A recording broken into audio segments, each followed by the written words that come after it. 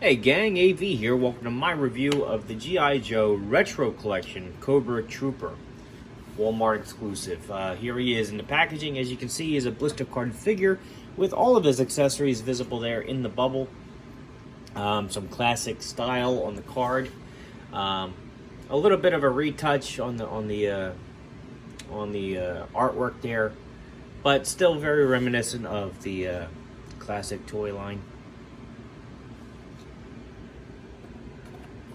Flipping it over on the back, we can see his file card, which we'll have a closer look at in a second, as well as the cross sell for some of the other figures also available.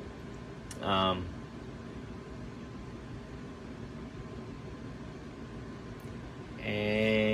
that's a whole bunch of legal stuff there at the bottom, and I guess that's all I got to say about the packaging. Let's have a look at the figure himself. And some of the stuff he comes with. Starting off with the file card. Now, normally I ask you to read these on your own. I'll pause the video and do so, but really not a lot of information here because of the multilingual design. So I'll read it for you. Cobra Trooper, identity unknown, role, the enemy, primary specialty, infantry, secondary specialty, sabotage, birthplace, various countries, one of the nameless, faceless legions of Cobra Command. That's all it says. Again, I've talked about this ad nauseum. I think the multilingual file cards are a waste. They should make them region specific, give us more information about the characters that we're purchasing, so on and so forth. Here it is next to a vintage file card. Just you can see the size difference. The retro ones are larger, the text is smaller, and it has less information. So there you go. He also comes with his figure stand. It says Cobra Trooper right there. Raised Cobra sigil, 2-foot pegs on the back. Copyright 2021 Hasbro, so they renewed the copyright on those.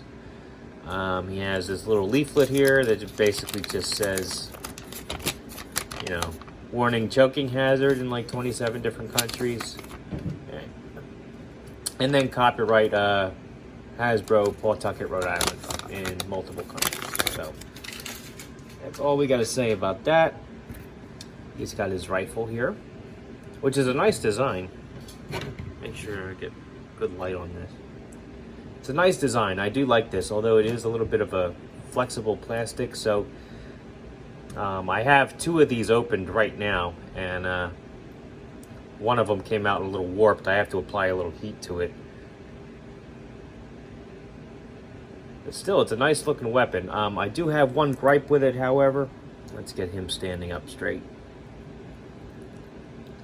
As you can see, he can hold his bazooka pretty well, and his figure does go through the trigger guard while I've got that set up. But as far as this, the trigger guard's just a little too small. His finger does not want to go in there. I mean, you can make it happen, but it's a little nerve-wracking, and it always looks like you're going to bust his finger too.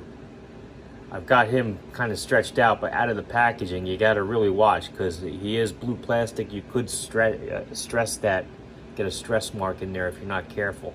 It's a very tight fit for that particular finger guard, just so you know. I have a closer look at the bazooka now. As you can see, he could hold it pretty well.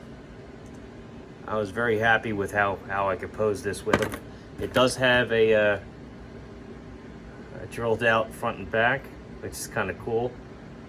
Can't fit anything in there though, but still pretty cool. He has 3 other accessories. He's got his sidearm here, which fits nice and snug in that holster.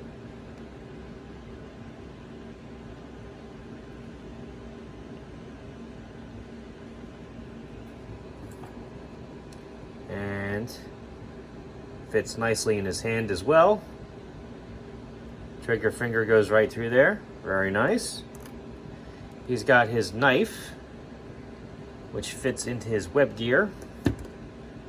It has a painted blade, which is always nice.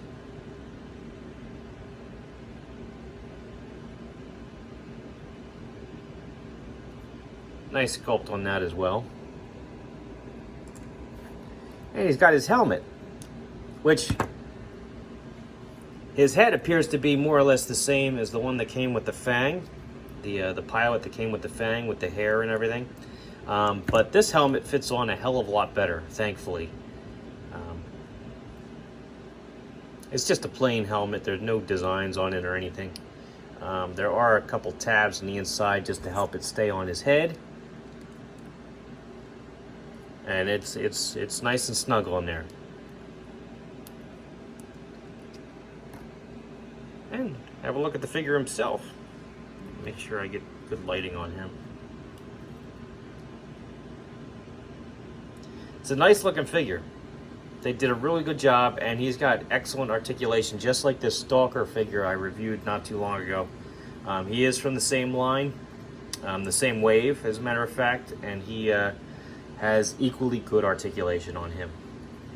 But all in all, it's a great designed figure. I do like Cobra sigil right there. They even took the time to put the zipper through the Cobra symbol, which is pretty good.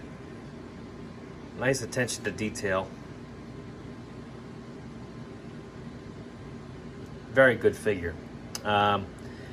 Articulation, head's on a ball joint. You can do a full 360 degrees.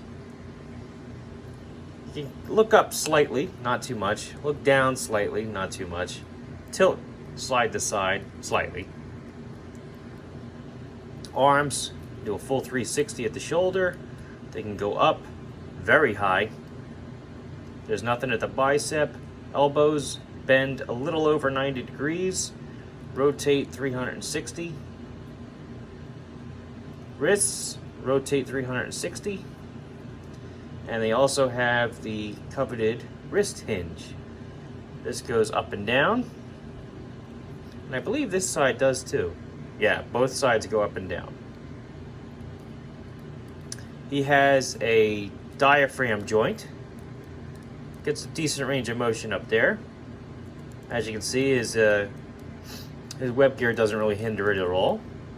You can also twist up there at the diaphragm joint. He also has a waist joint, a waist swivel, which you can do full 360 degrees all the way around. Legs, kick his leg up about that high, back about that far. You can do the splits flat. He has an upper thigh cut, which enables you to spin the leg all the way around.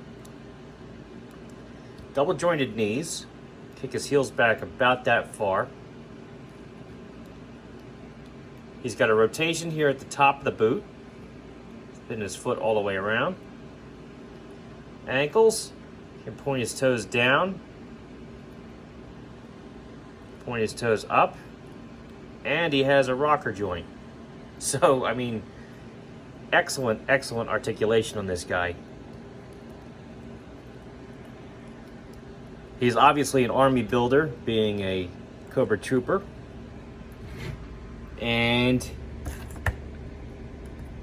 I think they did a damn good job designing him. Let's do some size comparisons now. Here he is next to a vintage G.I. Joe figure. Snake Eyes, as you can see, he is noticeably taller. Original was 3 3/4 inches, whereas the newer figures are 4 inch. Same can be said for Star Wars figures. This is from the vintage line, vintage collection, I should say. Luke Skywalker, noticeably smaller. Here he is next to a Boss Fight Studio blank, so he measures up very well with him, because he's also 4 inches tall. Here he is next to Captain America from the Marvel Universe line. Sizes very well with him. And last but not least, Master Chief, who is 1/18 scale. So all in all, excellent figure. I'm very, very happy with him. I think he's a great addition to your G.I. Joe collection, not just because he's an army builder, but because he is an excellently made figure. I love the articulation. His design is modern yet classic.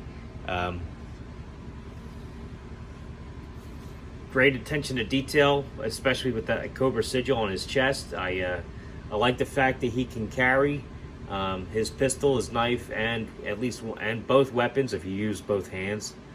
Might look a little silly carrying a bazooka with one hand, but you know, you can pull it off. Anyway, great figure.